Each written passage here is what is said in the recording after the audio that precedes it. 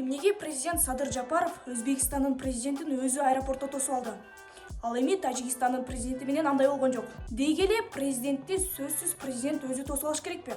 Борбор Азия лидерлери менен Азербайжандын президенти ысык көлдө чогулуп жатышат. Адаттагыдай аэропортто салтанаттуу аземдери дагы өттү. Кээ бирлерин Садыр Жапаров, башкаларды өкмөт башчы Адылбек Касымалиев тосуп алышты. Неге мындай? Негизи мунун баары алдын ала пландаштылат. Анткени жогорку жетекчилердин эл аралык сапары бир канча түргө бөлүнөт.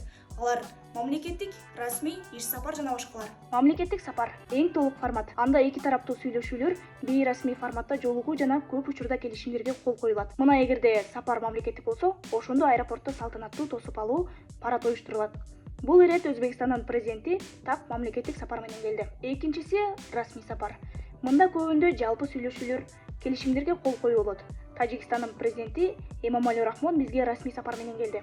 Ошол үчүн аны Касымалиев тосуп алды. 2025-жылы Рахмондун Кыргызстанга мамлекеттик сапары болгон. Ошондо Жапаров менен аэропортто жолугушкан. Мындан тышкары дагы иш сапары бар. Анда шаам шөкөт менен тосуп алуу болбойт.